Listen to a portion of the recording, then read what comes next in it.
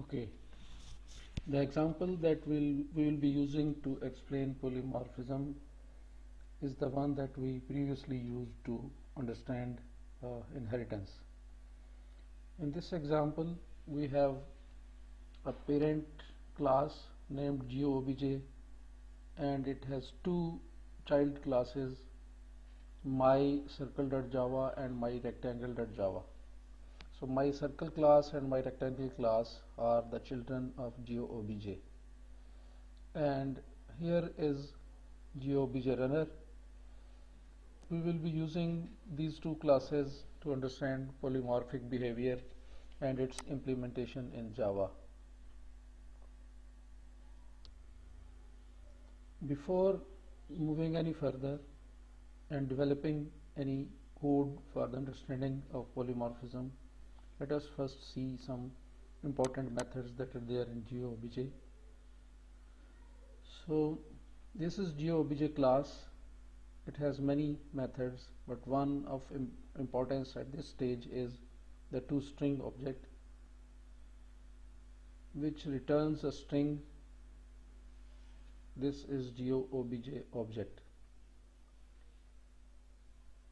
MyCircle has many methods, and one of the important methods is, for the time being, it is not an overridden method. It's public string toString1, and it returns I am circle object.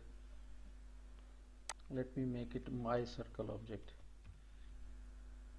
And similarly, myRectangle.java has a toString1 method, which returns I am my rectangle object. And now let us move to GeoObj runner. Here is an object reference named GP, and its type is GeoObj, and it is initialized with this statement is equal to new GeoObj, and we have a no argument constructor in GeoObj class. So new GeoObj creates an instance of GeoObj, and its reference is initialized into Geo. Now, because GeoObj has a class named toString, we can invoke that string by using geo.toString. Because geo is a reference to GeoObj class, the toString method that is there in GeoObj implementation gets invoked, and it will print the string that is returned.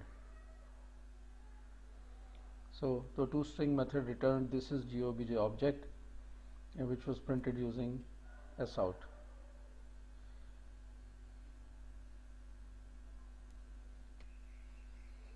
As we know that geo is a reference to GeoObj object, but here, due to polymorphic behavior in Java, geo can be used to refer to any of the children of GeoObj class. We have two children of GeoObj class. One is myCircle and one is myRectangle. What we can do is that we can initialize this geo to refer to myCircle instance. There is no error, although geo was a reference to GeoObj class, but we can initialize geo to point to myCircle object, which is the child of GeoObj. This is polymorphism, that at one time geo was referring to one class, at another time it is referring to another class. The important condition for this behavior is that myCircle must be the child of GeoObj class.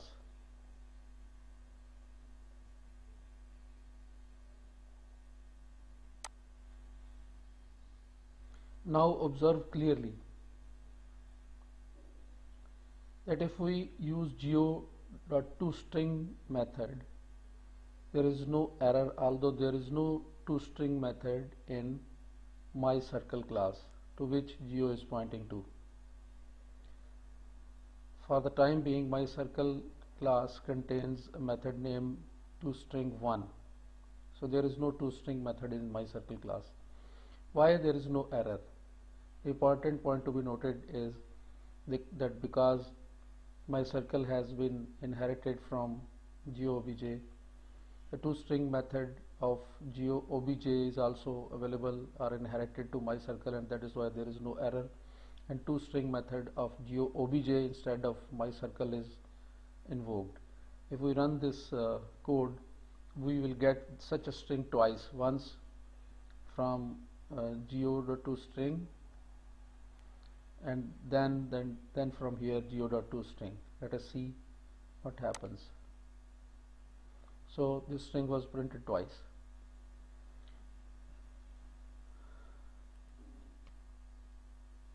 Now let us repeat the same thing for myRectangle class. We now point geo to refer to myRectangle class and invoke toString method of myRectangle class, and again, because myRectangle class is the child of GeoObj, the toString method of GeoObj gets invoked because myRectangle does not contain any method named toString. If we execute the code now, this method gets printed 3 times, once from GeoObj object and then 2 times via children of GeoObj. This method was directly printed due to this initialization from GeoObj class. The second and third methods were invoked from GeoObj class but via myCircle and myRectangle class. Now let us modify myCircle class to override toString method of its parent.